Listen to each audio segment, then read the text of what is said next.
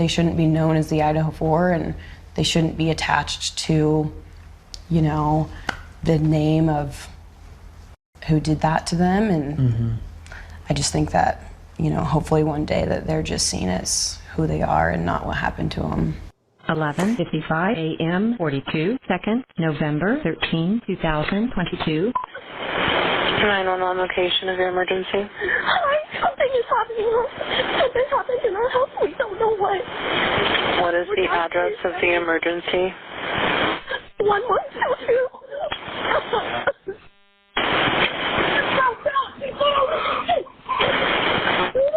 What is the rest of the address? Oh, Kings Road. Okay. And is that a house or an apartment? It's a house. Can you repeat the address to make sure that I have it right? I'll talk to you guys. We live at the White, so we're next to them.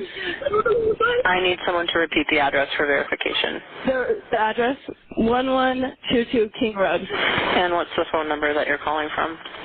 What's your phone number?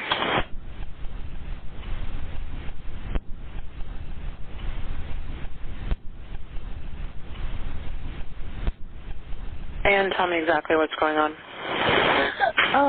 One of the roommates has passed out, and she was drunk last night, and she's not waking up.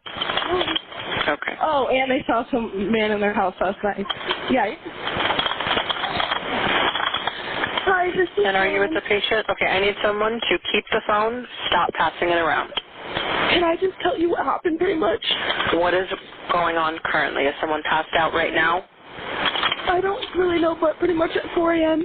Okay, I need to know what's going on right now if someone is passed out. I'm asking a lot of you, so I appreciate you. You're doing very well. Do you know if the other two girls are upstairs or not? Right now, what we got to do is we got to process this whole thing. That makes sense. I don't know what I'd be permitted to tell you That's fine. right That's now. Okay. fine. I understand. Okay, let's go back. I just want to make sure we're getting everything. So you're sure at about 4 this morning? Yes, it was 4:10. You first noticed a guy. Well, I first noticed Kaylee go upstairs and scream and run downstairs. So 4 this morning, went upstairs. Yeah. To the way top. Yes, to her room with Murphy the dog. Okay. And then you heard Kaylee scream? I heard her scream and run as fast as she could downstairs, and she said someone's here. She ran downstairs? Yes, I could hear. You can hear everything pretty much. I heard her run downstairs really fast. And then I heard Murphy barking a lot. Okay. And then I heard her going to I think it was the bathroom, and I remember her sobbing, and I just remember hearing this guy's voice that I didn't recognize saying, "You're gonna be okay, I'm gonna help you," but it wasn't like, I don't know how to explain it. Like, it wasn't in like a nice way, it was like a weird way, like a weird tone. You're gonna be okay. I'm gonna help you. Yeah. And you didn't hear anything from Kaylee anymore at that No, point? after that I didn't hear anything. So then I kept calling for her name. I called on my phone, I called Xana, Maddie. I just went to bed, and then I woke up and I was like half asleep, and I just thought I saw like a firework or something, like it just sparkled like under my door, and then I thought I heard like something kind of fall, and then Murphy barked, but I thought people were just making like food, like, and Ethan was here or something and knocked something over because he's usually loud in the kitchen upstairs. What do you mean by you heard a firework? It sounded like a little firework, and then there was like a spark. I went by my, like, I'm on the bottom floor. Okay. And so it kind of looked like it came down there, but I don't know.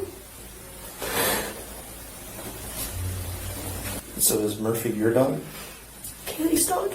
Kaylee's dog? Kaylee and her ex-boyfriend's dog. Okay. So you heard Murphy bark right after you heard what you thought was a firecracker? Yeah, something like that, but he like, I don't know, dogs bark at random things. And sometimes when he's happy, he'll bark. Okay. It didn't sound like an angry growl or anything like that, just a bark? I don't really know. I was like half asleep. Okay. It just sounded like a bark. So, hear the firework, kind of see a spark underneath the door. Murphy barks. What'd you hear after that? Pretty much nothing. Nothing. That's it. Okay. And you thought maybe someone was just in the kitchen at that point? Yeah, just like someone accidentally fell into the table or something. Okay. And she was like with Murphy. Do you know about what time that might have been? Do you have any Like idea? 4 or something. I tried to call all of them at like 4:20ish around that time, and no one was answering. I thought they just went to bed. Or Knowing something. that Xana was on TikTok at 4:12 a.m., the police determined that the murders occurred sometime between 4 a.m. and 4:25 a.m.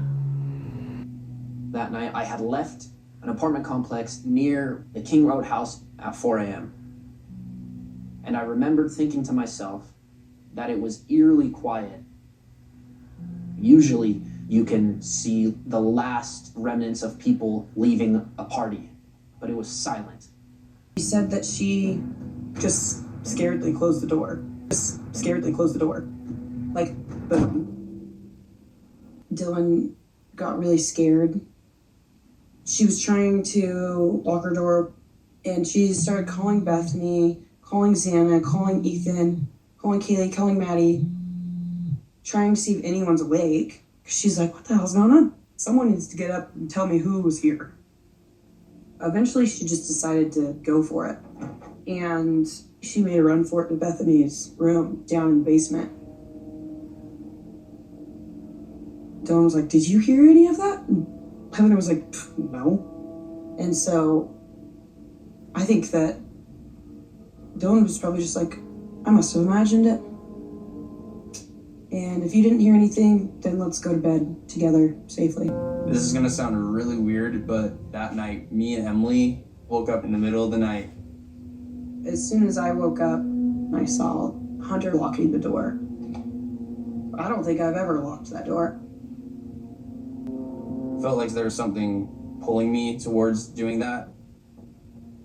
I hustled up and got home as quick as I could. It was like my intuition was telling me something was wrong before I even knew. I think when it first happened, I'm sorry, I'm not gonna cry. We got texts from people that they were just confused that they saw police cars outside the house. We had gotten a vandal alert and it had said homicide on King Road. I just swiped away. I was like, I didn't think anything of it. We're in another word, and then our friends, basically, Maddie's boyfriend, had told me. So what do you got for me? What do you know? It was like right around noon, maybe just before then, but called my girlfriend that she thought something was not right in her house, and she heard and saw a man in their house last night, and she wanted us to come over to like make sure everything was okay, because they just locked themselves in I think is what they said. And so I was the first one to get over there. I left pretty quickly because I just wanted to make sure, and I got over there and I walked up the stairs, and I immediately went into Xana's room, which was the only room I went into. I went up the stairs, saw them.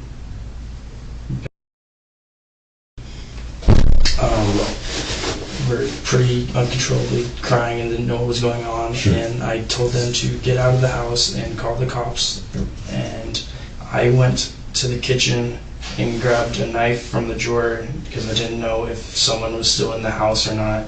And I grabbed the knife. It's probably still on the little table they have in the living room area. Downstairs? Like in the middle, like where the kitchen level, that level. There's like a to make sure there was no one in there, and it didn't seem.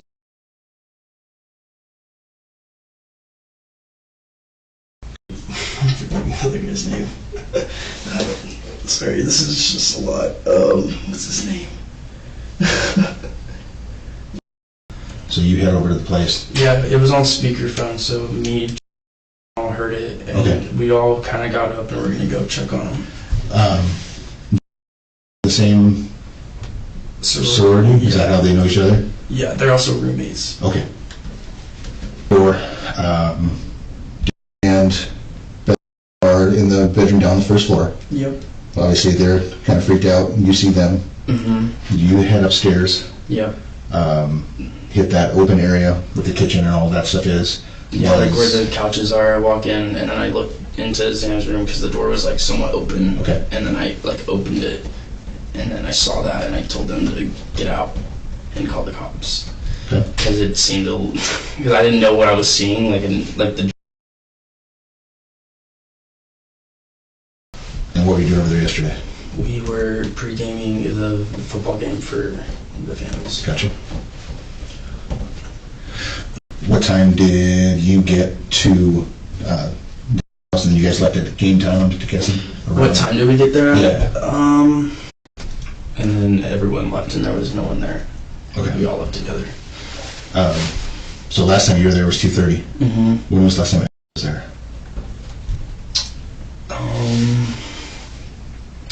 The night before. Okay. Like the night before yesterday. So that would be what, Friday night? Yes, Friday night. I was talking with Ethan. I have texts from him most of the night. We were talking because he wanted me to come and I didn't really want to walk all the way over there. Yeah. Yesterday he sent this picture to me and then I asked if you guys were still like, and he said, yep, where you at? Okay. This was Can I go back a little bit? Sure. Go that. That's the afternoon.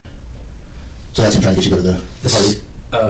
Or is that him getting you? This part right here was to go to the pregame at Santa's in their house. Gotcha. This was the pregame, and then this was, I was asking about that party that night. Right.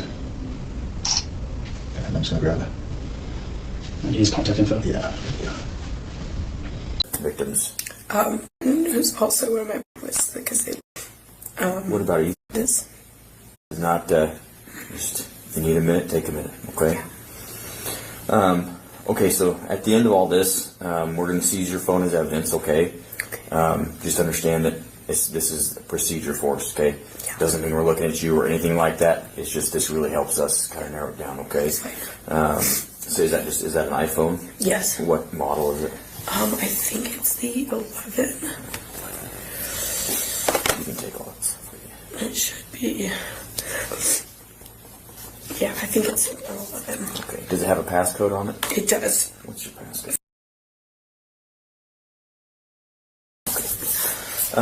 Okay, so your social media, what kind of social media do you have?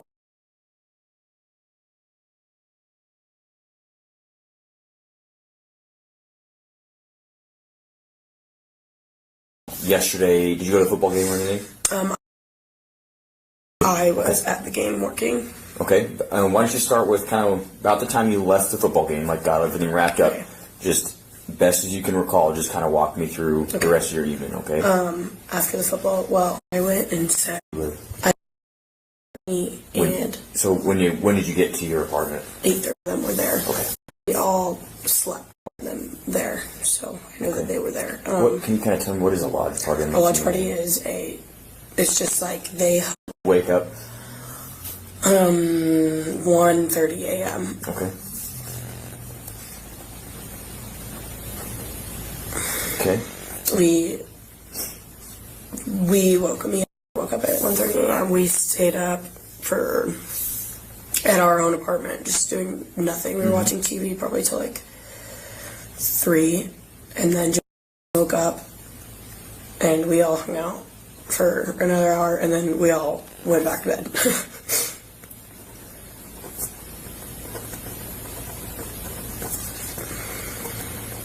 We all went back to bed.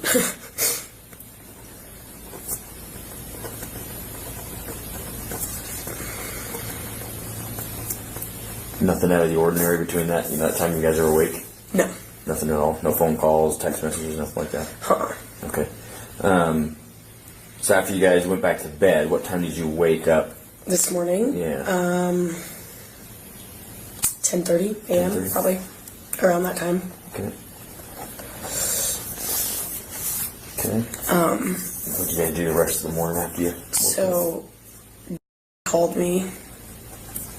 I can't recall the time. I could look. Okay. You want me to look? Yeah, if you wouldn't mind. Okay. Called me at 11:51. Okay. and said, he is my little, so she called and said that last night around 4 a.m. she heard and saw a man, and she and were locked in their room sleeping, and they woke up, and she wanted me to come over and check the house because she was too scared. So her, you said, I'm sorry. Yes. We're locked in the room. And I was like, okay, I'll come over. And that was 11:51. You said, Yes. okay. So they saw and heard a man. Did they? They saw a man last night around 4 a.m. She saw Kaylee scream and go up the stairs, and So this is. mhm. So she saw a man, and then heard Kaylee scream. Kaylee scream and run up the stairs because she lives upstairs. Kaylee does. And ran upstairs. Okay. Ran into the room and locked themselves in it. And then, she was screaming their names, and she didn't hear anything. So a while later, she came back out to check, and I guess the man was standing right there, staring at her. Okay, so let me kind of just back up just a hair here, okay? Okay. So she said that she saw Kaylee run upstairs, and then Kaylee was screaming for. No, it's just screaming. Just screaming. Screaming that she said that there's a man here, there's someone in the house. Okay, that kind of stuff.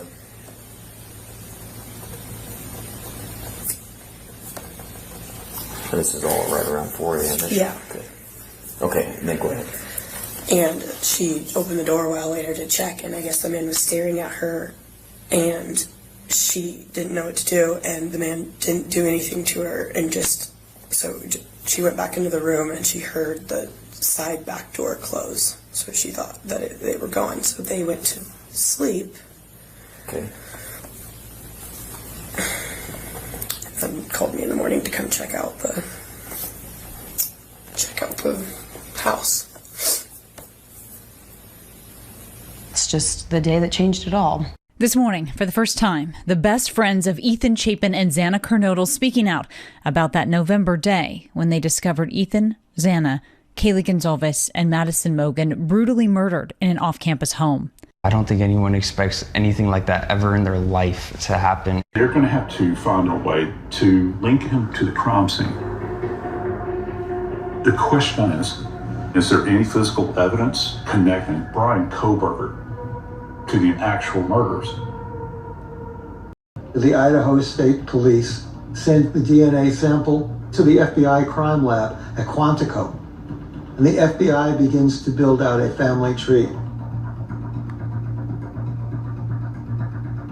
All we know of this family tree is that we get Brian Kohberger's great-great-grandparents, and this eventually leads them to Brian as a suspect. Forensic investigative genealogy is great for generating leads, but it gives you a tree of people. It doesn't tell you an exact match to a person. And you have to confirm that independently with traditional DNA testing later on. Separate from the investigative genetic genealogy. And if you can't match it, it's just not enough.